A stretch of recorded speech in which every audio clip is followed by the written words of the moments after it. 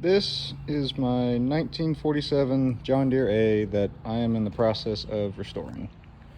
This video series that I can hopefully remember to do really isn't going to be a step-by-step how-to. This will just be more of like an update as I go along. So, little background, this is the first tractor that I'm going to be restoring for myself. And when I say restoring, I mean mechanically and cosmetically. As you can see, I'm working on the cosmetics and mechanics right now. Short history on this tractor.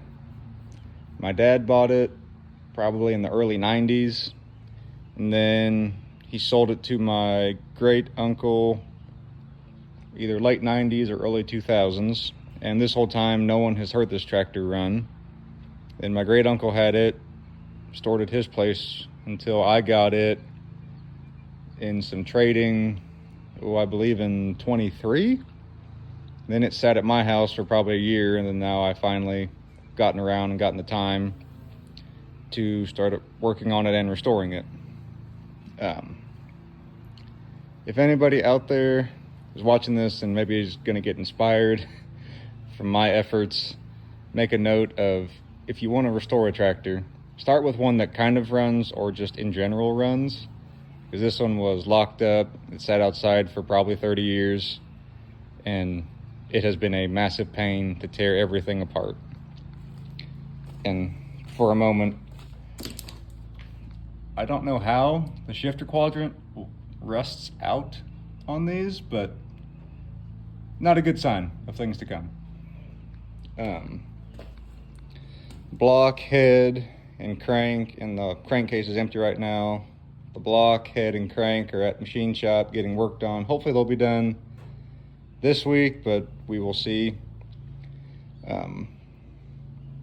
This has been a pretty big learning experience for me. Never tore apart a horizontal 2-cylinder that never ran.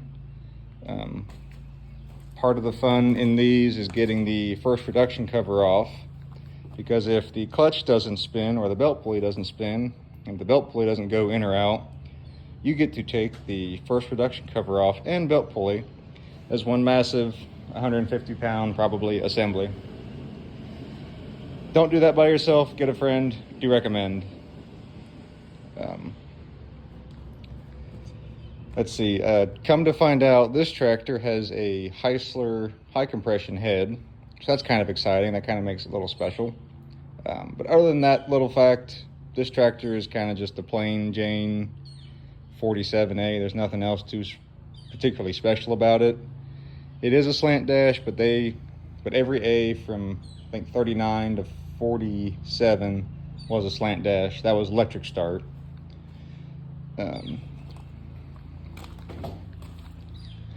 Another tip for anybody wanting to do this: definitely do this in stages. Don't just disassemble the whole tractor.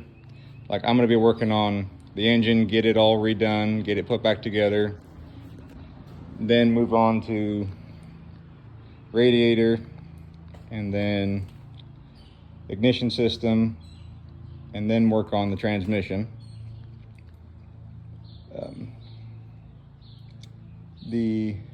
And for finding parts for these old tractors, it's not super hard, I guess, but it kind of also depends what breaks. There's a lot of used parts available, and there's not as much new stuff, so it kind of depends on what breaks. Like, for instance, the cam gear has 4 chip teeth on it. There's just 2 of the 4. Apparently you can get new cam gears, so that's kind of cool. We're gonna go that route instead of getting a used one, but used cam gears are available. Tires, rims, they're all 4 rims are junk. The centers on the rears are probably good, but I doubt I will go through the effort to cut the old rims off and rivet on new rims to the centers, when I can probably just find newer looking rims for decent money for my time that I would invest. Main bearings on these, at least on this A, you have an option of either $500 per side aftermarket bearings, or you can go through John Deere and get both sides for a little over $400. That was a fun pill to swallow, let me tell you. And on the old 2 cylinders, they have what's called a Babbitt style connecting rod, where this material in here is your bearing versus like a shell style, more modern bearing where you could replace these every time they wear out, whereas this, you have to have the Babbitt melted out and re-poured. I opted to go with newer John Deere A or 60 connecting rods that had the shell inserts like these. So then maybe the next poor soul that gets to work on this after me in like 50 years can have a little easier time working on this thing.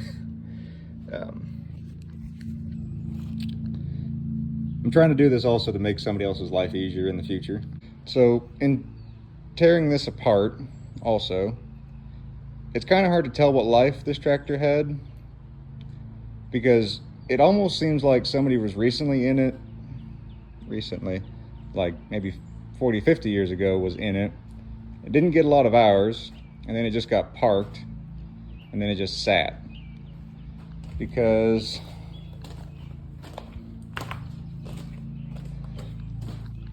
the brake pedals are really not that wore for this being a 47. Granted, I mean, the brakes are locked up, but big shocker there. And the gear shift has a little bit of wear where it's been sliding around into the gear slots, but other than that, not too bad. The clutch, the hand clutch and the linkages, they were kind of wore, but it's a 2-cylinder, that's kind of to be expected. So when this was tore apart, and I'll try to insert pictures if I can figure out how to do that, the pistons were rusted into the bores of the cylinder. The crank turned, and probably the connecting rods would have turned if the pistons weren't stuck. But it kind of looked like antifreeze got into the 1 cylinder, which caused it to lock up. And the guy that my dad got this from, he said he could never get it to start and run. And the old carburetor that was on this, it was like a farm store special carburetor that just got rebuilt. So he tried to put some money into it to try to get it to run, but he could never get it to run. And also, oddly enough, the engine was worked on, but they never went back and worked on the transmission.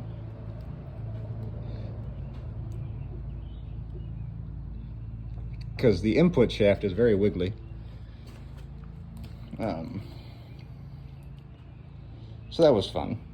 That's fun. It's good, and this is kind of fun to discover on these old tractors, like what all somebody has done to it over the years, and what kind of life it's had. But I guess I can uncover this.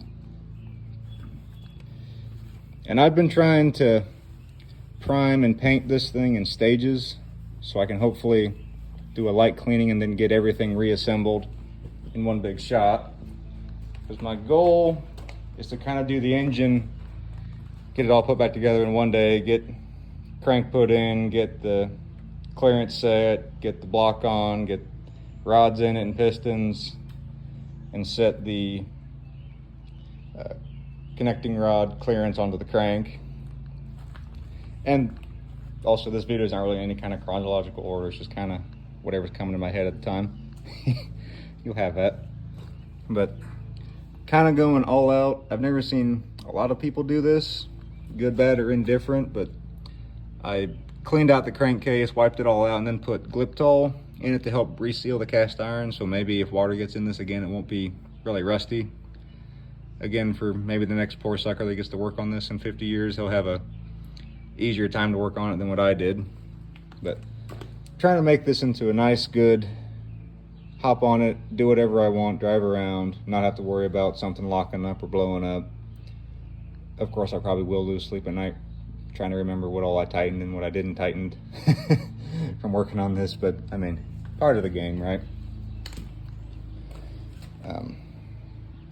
And the plan, at least as of now, is to get the whole tractor in primer, because if I scratch primer trying to assemble it or move it, not a big deal. Primer's fairly cheap.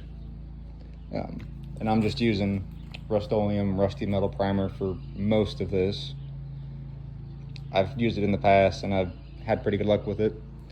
And then get the tractor assembled enough to where I can get it running and get it to drive itself onto a trailer, and then take it somewhere and have it painted. And by painted, we'll probably somewhat strip it down, take off the big stuff, paint it all, reassemble it, sheet metal and all, and maybe do some touch up, put decals on it, and then be hopefully done.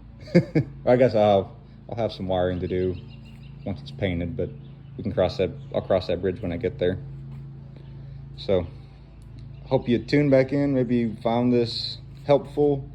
If you have any questions I can try to answer, leave them in the comments. I'm not an expert on these. I'm just learning as I go. This is just my hobby that I like. I like to work on old tractors. I think they're kind of fun. I really like driving them more than I guess working on them, but you got to work on them to drive them. So we will hopefully see you all in the next update, and hopefully the next update, this area will be filled up with engine parts. Talk to you later. Bye.